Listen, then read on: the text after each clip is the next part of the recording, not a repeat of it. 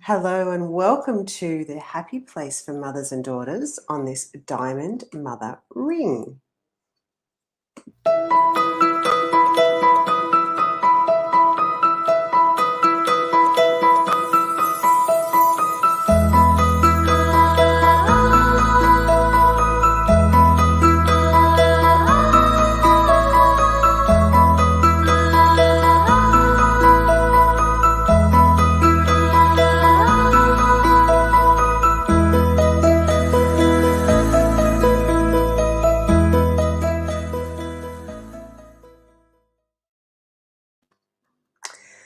Welcome and thank you for joining us today.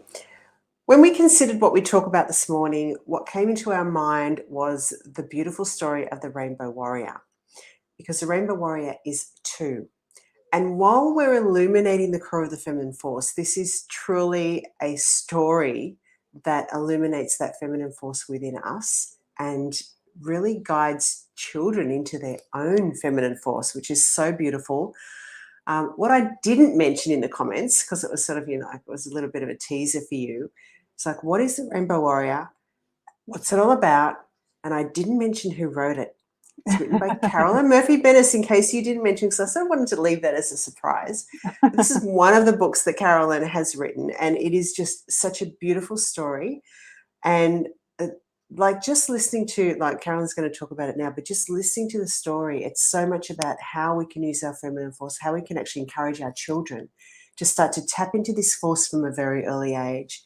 It is such a beautiful story. And because it's two, Carolyn's going to share with us the backstory of the story and her inspiration. So, Carolyn, thank you so much for being here. Well, you're always here, but thank you so much for sharing about this. It's such a great story. Tell us, how did we get there? How did the book come into being? Yeah, it's I'm so thrilled to be celebrating it actually because it's such has a special place in my heart, and I have the copy of it here. This is actually the author's edition, has a gold lettering on it, which I love, and really, I suppose the Rainbow Warrior. I wrote it a number of years ago. It was like I think we talked about that time when I started to I had kind of started to that introspection. So I had gone into the cottage and I had, started to look into myself and look into the deeper meanings of reality. And I suppose I like to express myself as, I'm a systems thinker, a problem solver. And I always see processes everywhere because I'm a graphic designer. So it was like I was drawn into the cottage to kind of look at the deeper meaning of reality and to see where we can find solutions for the problems that we have around us today. So I went back into nature, back into the kind of atmosphere that I was raised in, which I raised in the countryside and very much in one with nature. And I had that very deep connection with nature, always very connected. Even when I'm living in the city, I'm always it's like in the background of my mind, I have this kind of constant connection to nature, so I'd have a very deep I would say connection to my intuition, but also a connection to the environment as such. So I feel the environment around me. I can feel when things are changing. I can feel like storms coming in, or I can feel the atmosphere when it's changing. It's like, when you grow up in the countryside, you're like nearly one with it. So it's like you react like the plants would react, or would you, so as a child I was kind of like a flower in, growing, like I was reacting to the environment the same as everything else in nature. So very connected. So I still had that. So I felt like I was being drawn back into that. So I brought the kids back into wanting to get them to connect to that because they lived in Dublin City. So I wanted them to come back into the elements, and back into feeling the elements and feeling nature in their bodies and feeling that beautiful connection. And because I could see there was an awful lot of problems with anxiety with kids, like my kids were around like 7, 8, 6, 7, 8 at that point, but I could see that this was something that was new that I hadn't noticed before in society as such. So I really felt like a solution for that was to bring myself back into nature, bring the children back into nature, because I knew they'd come back into harmony with themselves when they're in that natural environment, So then when I kind of had gone into that introspection and I had kind of then went into deep contemplation and realizing that like all the problems in humanity would be solved if people were to come back to their true nature. Because if you come back to their true nature, you come back to their true intelligence, which is connected to everything. So then we're connected to our understanding, and the experience of our life, experience of living changes because we're always connected. We always know that we're interdependent and interconnected, and that's homeostasis. So we're kind of all, we're working as one. So we talk about that oneness, you know, that we're all one. And but when you live from that state, then you are connected to kind of a higher understanding of who we are and our true identity, you know. So I suppose then when I came back to Dublin, I noticed then when the kids were going to a particular camp, and I could see the amount of anxiety that was with kids trying to move into the camp, or, you know, come up against challenges, and how would they deal with that. So I got really kind of struck by that, and I was really, I suppose, a kind of, you know, when it was kind of breaking my heart to see them struggling so much and suffering so much from an early age, and they didn't seem to have the kind of resilience within themselves to go into a camp that they found was very, it was very challenging for them. They didn't seem to have tools. So I wanted to, so I came home and I just all of a sudden just came up with this, the Rainbow Warrior. And the rainbow, like the eye, was the idea of basically thinking of everything, life as being full of possibility and full of potential, and your imagination, when we can tap into our true nature, then we see life as being full of possibility and full of imagination and full of ideas and full of that flow of inspiration. And that's like the feminine force, you know. So I was trying to explain it because it was unseen. It's the unseen element of us. And the warrior part of it was the conviction. And we've talked about this, the will, the strength, like, you know, so it's like the feminine and the masculine together in balance, because we have to have that beautiful way of seeing the world and that beautiful connection that we feel. But we have the masculine, which is the force, which is, we have the conviction, the knowing, the strength, the resolve to go forward without being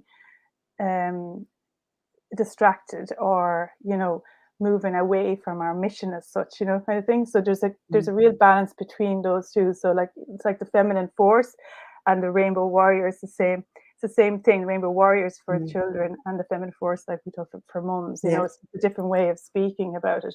But I was trying to actually describe that in a story that was like, it's the unseen part of us, but it's actually the part that has the most power, because it's a part that can never be diminished, it can never be touched, it's always pure, it's always full of potential, it's always full of imagination. It sees life holistically as full of understanding and compassion, and it has the force to move through any obstacles, you know. So when we tap into that, and we have practices to tap into that, like connecting to our body and our breath, then we can move through everything and every situation. So I wanted to teach that to children from an early age, so that they could think of it in the morning, and then in the evening before they went to bed, that they could fill their body with this energy of the feminine, of the Rainbow Warrior.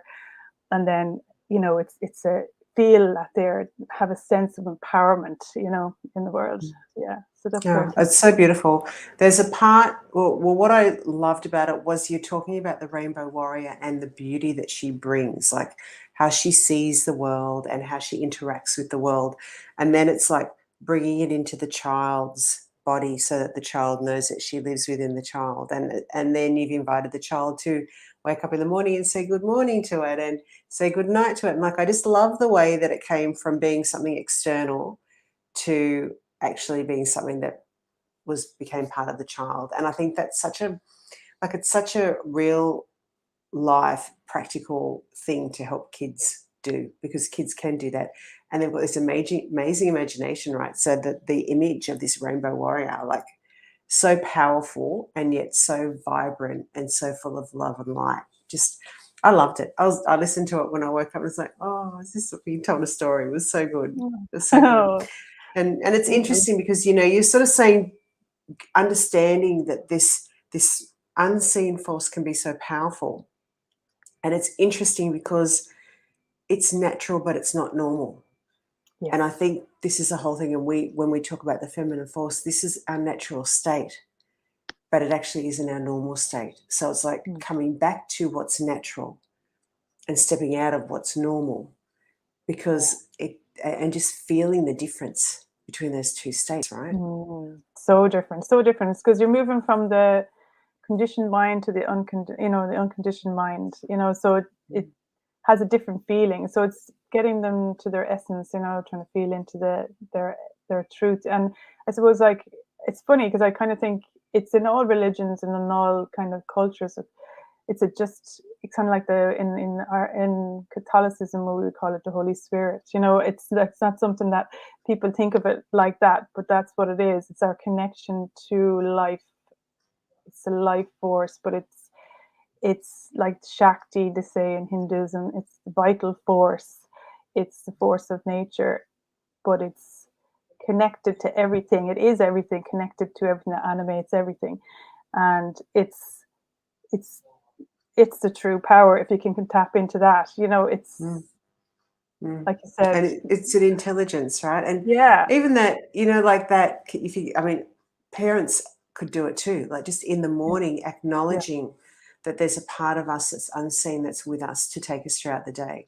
So like really, even as a little activity to do as a grown-up, that's that acknowledgement, that just feeling into it and just connecting and identifying with that part of ourselves that may not always operate consciously in our life, like, and at the end of the day, reflecting on where did it operate, have a look at it, thank it for its presence, like that's, very powerful. And actually, it was funny because you said that, because that was actually one of the reasons why I the first book I wrote was a children's book, because I thought, how could I get to parents would be through the kids. It was really parents that I was trying to actually access, because the children know how to be in the present moment. It's the parents that need to be guided by the children and how to do that.